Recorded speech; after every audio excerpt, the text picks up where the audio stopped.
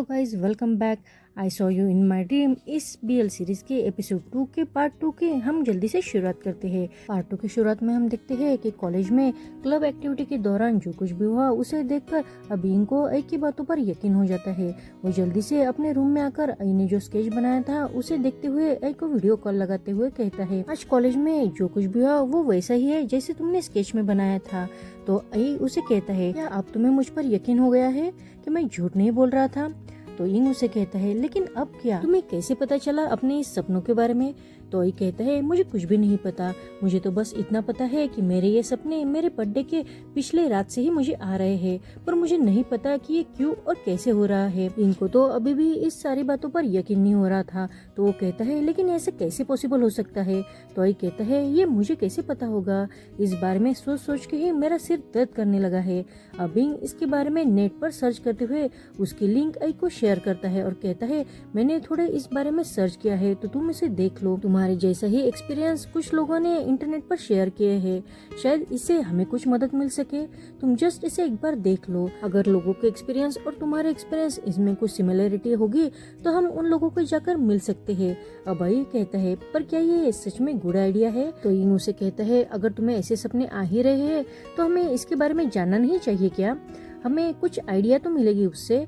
अभय भी मान जाता है। अभय इंग को बाय करके अपना कॉल कट करता है, लेकिन उसे बार बार पीयू की फिक्र हो रही थी। तो वो जल्दी से अपने विंडो के पास जाकर पीयू के घर की तरफ देखने लगता है। तो उसे विंडो में ही पीयू बैठा हुआ दिखाई देता है। वो अपने हाथ पर ही क्रीम अप्लाई करने की कोशिश कर रहा था, शायद उसे बहुत दर्द हो रहा था। उसे देखकर अभय को भी बहुत बुरा लगता है। तो वो जल्दी से पीयू को मैसेज करके नीचे बुलाता है। पीयू भी अब उसके बुलाने पर नीचे आ जाता है। आगे हम देखते हैं कि यू के आने से पहले ही आई उसका ही इंतजार कर रहा था।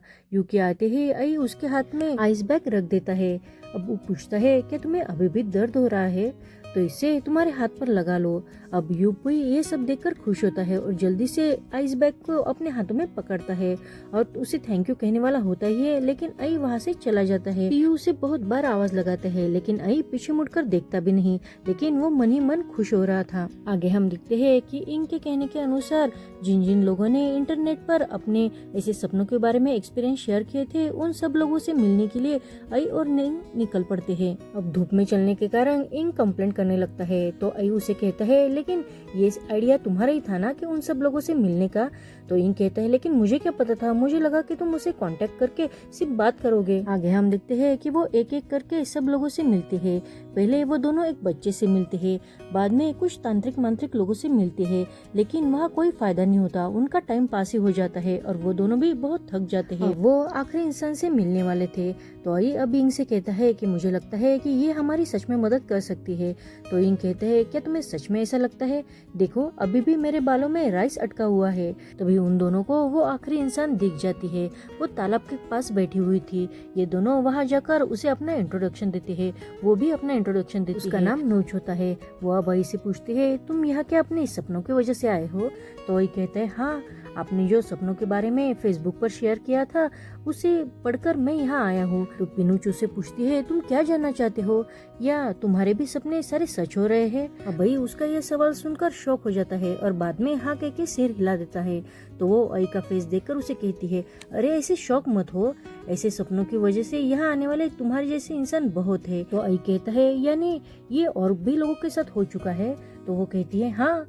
अब वही पूछता है, क्या आपको याद है कि आपको ये सपने कब से आ रहे हैं? तो वो कहती है, शायद मुझे लगता है कि मैं जब 20 साल की हो चुकी थी तब से मुझे ये सपने आ रहे हैं। अब ये सुनकर वो दोनों भी शॉक हो जाते हैं। अब इंग पूछता है, और आपके ये सपने किस बारे में थे? क्या वो सब सच हो गए थे? तो वो कहती है, ऐसा नहीं है कि सारे सपने मेरे सच हो रहे थे, कुछ सपने सच भी नहीं हुए थे, पर मुझे पता नहीं कि ये सब क्या था। भाई कुछ सोचते हुए कहता है, लेकिन जो सपने आपके सच हुए थे मैं उनके बारे में जानना चाहता हूँ कि वो किस बारे में थे। तो वो अब थोड़ी सी ब्लश करते हुए कहती है, क्या तुम सच में जानना चाहते हो? तो आई कहता है, हाँ, मैं सच में जानना चाहता हूँ। तो वो आई के कान में कुछ बताने लगती है, लेकिन वो क्या बताती है ये हमें अभी पता नहीं चलता। आगे हम देखते हैं कि आई और इंग के रूम में आकर बेड पर गिरते हैं। वो दोनों ही अब दिन भर घूम घूम के बहुत थक चुके थे। पर इंग कहता है, पर हमें लास्ट में ये पता तो चला कि पीनू जैसे और भी लोग यहाँ है जैसे ऐसे सपने आते हैं, पर शायद सबके सपने अलग अलग है। तो अब आई कहता है लेकिन तुम्हें क्या लगता है कि वो सच कह रही थी? तो इंग कहता है उसके पास हमसे झूठ बोलने का कोई रीजन भी नहीं है ना। तो आई कहते हैं हाँ तुम सच कह रहे हो। और वो अब आंखें बंद करता है तो उसे नींद आ जाती है। तभी आई फिर से सपना देखता है। वो सपने में एक पार्क में झूला, एक रॉबर, उसके हाथ में चाकू और पीयू वह रॉबर के सामने खड़ा और वो रॉबर पीयू पर चाकू से वार करते हुए उसे दिखाई देता है। ये सब देखकर वो नींद से डरकर उठ जाता है। उसकी आवाज सुनकर अब इंग बाहर आते हुए उसे कहता है अरे क्या तुमने फिर से सपना देखा? अब आई कहता है हाँ मैंने फिर से सपना देखा। और वो जल्दी से डरते हुए पीयू को कॉल करने की कोशिश करता है लेकिन पीयू उसका कॉल नहीं उठाता। तो वो अब बिना देरी किए ही इंग को बिना बताए ही पीयू के घर जाता है और उसे बाहर से ही आवाज देने लगता है लेकिन पीयू अंदर से कोई आवाज नहीं देता। तो वो फिर से पीयू को कॉल करने की कोशिश करता है लेकिन पीयू फिर भी कॉल नहीं उठा रहा था। तो वो अब अपने सपनों को याद करने की कोशिश करता है और वो सपने में वो झूला देखकर उसी पार्क में यू को ढूंढने के लिए चला जाता है। पार्क में वो इधर उधर यू को बहुत आवाज लगाता है लेकिन यू उसे नहीं दिखता। तो वो यू को कॉल करने की कोशिश करता है लेकिन यू उसका कॉल भी पिक नहीं करता। अब थोड़ी देर बाद यू का आई को कॉल आता है। आई जल्दी से उसका कॉल पिक करते हुए कहता है तुम कहाँ हो? मैं पार्क में ही तुम्हारा इंतजार कर रहा हूँ। तभी पीछे से एक रॉबर आकर आई के हाथ में से उसका फोन छीन लेता है और उसे धमकाने की कोशिश करता है लेकिन आई अपना फोन लेने के लिए उसके पीछे जाता है। तो वो रॉबर अब अपना चाकू निकालते हुए उसे धमकाता है। चाकू देखकर आई भी पीछे होने लगता है लेकिन तभी पीछे से पीयू आकर उस रॉबर को एक लात मार देता है। वो रॉबर अब नीचे गिरता है। तो पीयू जल्दी से आई के पास जाकर उसे कहता है क्या तुम ठीक हो? आई तो ये सब होता हुआ देखकर बहुत ही शॉक हो जाता है। तभी पीयू उस रॉबर की तरफ मिट्टी फेंकते हुए आई का फोन अपने हाथ में ले लेता है और आई को कहता है चलो हम जल्दी से घर चलते हैं। लेकिन तभी आई को याद आता है कि वो रॉबर पीयू को मारने वाला है तो इसलिए वो रॉबर की तरफ देखता है। तो तभी वो रॉबर पीयू की तरफ चाकू लेके आता है और वो पीयू पर चाकू से वार करने वाला होता ही है। तभी आई बीच में आ जाता है और आई के शोल्डर को चाकू लग जाता है। आई अब नीचे गिरता है। आई का वाउंड देखकर पीयू उसकी फिक्र करते हुए कहता है क्या तुम ठीक हो? लेकिन आई उसे कहता है मैं तो ठीक हूँ लेकिन तुम ठीक हो क्या?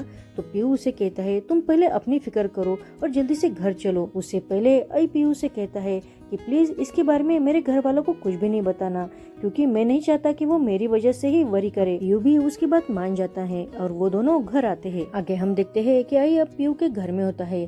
पीयू पुलिस के साथ बात करके घर में आता है। पीयू आई को उसका मोबाइल रिटर्न करते हुए कहता है चलो अब मुझे तुम्हारा घाव देखने दो। अब आई भी उसकी तरफ अपनी पीठ दिखाता है। तो पीयू अब उसके लिए फर्स्ट एड किट लेके आता है और कहता है अपनी शर्ट निकालो मैं इसे फर्स्ट एड करता हूँ। उसकी ये बात सुनकर आई तो चौंक सा जाता है। अब पीयू उसे कहता है तुम इतना क्यों घबरा गए हो? तो आई कहता है नहीं मैं खुद ये कर सकता हूँ, मैं अब बड़ा हो गया हूँ ना, मैं अब बच्चा नहीं रहा। पर पीयू उसे टीज करते हुए कहता है या तुम्हें ऐसा लगता है कि मैं तुम्हारे साथ कुछ करूँगा? अब भाई बहुत ही नर्वस हो जाता है। उसके मुंह से तो शब्द ही नहीं निकल रहे थे। वो कहता है कौन कौन ऐसा सोचता है? मैं ऐसा कुछ भी नहीं सोच रहा हूँ। तो पीयू से कहता है अगर तुम ऐसा कुछ सोच नहीं रहे हो तो जल्दी से अपना शर्ट निकालो। पर आई फिर भी अपना शर्ट नहीं निकालता। तो पीयू से कहता है अगर तुम ऐसे घर पर चले गए, तुम्हारी माँ ने तुम्हें इस हालत में देख लिया तो क्या होगा? अब माँ के बारे में सोचकर आई कहता है ठीक है। आगे हम देखते हैं कि यू अब आई के वाउंड को क्लीन कर रहा था पर आई को बहुत दर्द होता है तो वो उसे जेंटली करने को कहता है। पीयू से कहता है मुझे लगता है कि आज रात तुम यही सो जाओ। ये सुनकर आई फिर से शॉक हो जाता है। तो पीयू कहता है तुम ऐसे बार बार क्यों शॉक हो रहे हो? तो आई कहता है नहीं मैं यहाँ नहीं सो सकता। पीयू हंसते हुए कहता है तुम इतना शॉक हो गए हो कि तुम्हारे मुंह से एक सेंटेंस भी नहीं निकल रहा है। तो आई अब बहुत नर्वस हो जाता है। तो पीयू से कहता है तुम ऐसे घर जाओगे और तुम्हारी माँ ने तुम्हें ऐसे देख लिया तो आज रात तुम यही मेरे साथ सो जाओ। पर अब आई मुंह बनाने लगता है। तो पीयू उसे फिर से कहता है क्यों क्या हुआ? हम बचपन से ही एक साथ सोते आ रहे हैं ना। पर ये कहता है लेकिन मैं शर्ट पहन के सो सकता हूँ, माँ को नहीं पता चलेगा। लेकिन पीयू कहता है अगर उन्हें पता चल गया तो? अब ना चाहकर भी आई को उसकी बात माननी पड़ती है। आगे पीयू से कहता है लेकिन तुम बहुत नॉटी हो गए हो, इतनी रात कोई ऐसे बाहर निकलता है क्या? आगे हम देखते हैं कि आई को दर्द के कारण नींद नहीं आ रही थी तो वो अपने एक हाथ पर टर्न होने लगता है। लेकिन तभी उसके ख्याल में आता है कि उसके बाजू में पीयू सोया हुआ था। इस वजह से वो अब जिस कंधे पर उसे चोट लगी थी उसी साइड में पलटने लगता है, लेकिन दर्द की वजह से उसकी चीख निकलती है। तो अब उसकी आवाज सुनकर पियो उठ जाता है। पियो उसे कहता है, क्या तुम्हें दर्द हो रहा है?